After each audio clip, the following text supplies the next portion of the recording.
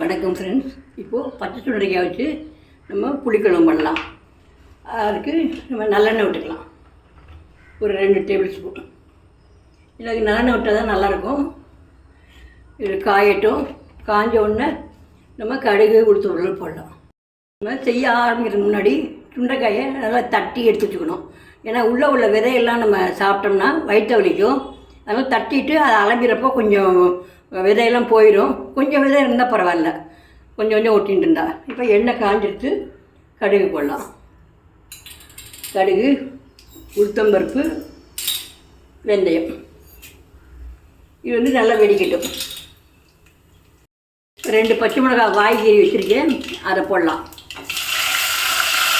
அப்புறம் ஒரு பெரிய வெங்காயம், நான் சின்ன வெங்காயம் தான் போடணும், இது இல்லாதனால நான் பெரிய வெங்காயம் நறுக்கி வச்சுருக்கேன். அதையும் போட்டு நம்ம நல்லா வதக்கலாம்.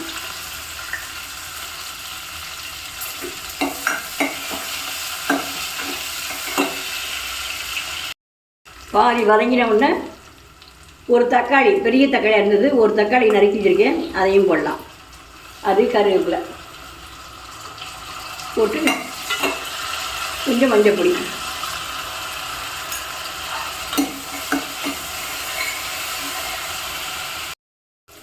இப்போ பெருங்காயத்தூள் போடலாம்.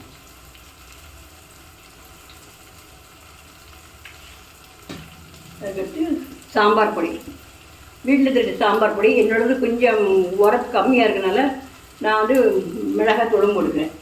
நீங்கள் வந்து தனி மிளகாத்தூள் போட்டிங்கனாக்கா தனி சாம்பார் பொடியும் போடலாம்.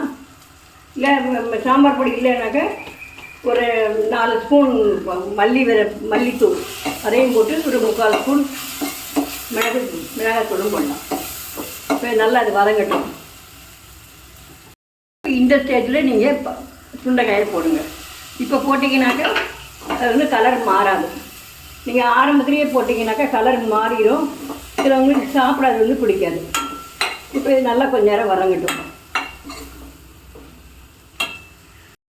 இப்போ இதுக்கு தேவை உப்பு போட்டுடலாம்.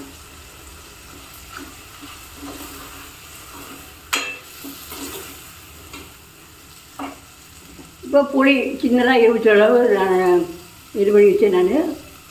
அதை வந்து நம்ம கரைச்சி வச்சுருக்கேன், அதையும் விட்டுடலாம். விட்டு நல்லா கொதிக்க விடலாம்.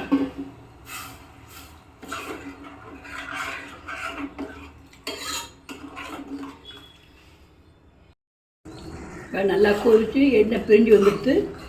வேணுமா அடுப்பை அணைச்சிடலாம். நம்ம வேணுன்னா கொஞ்சம் நல்லெண்ணெய் மேலாக பச்சை எண்ணெய் கொஞ்சம் ஊற்றி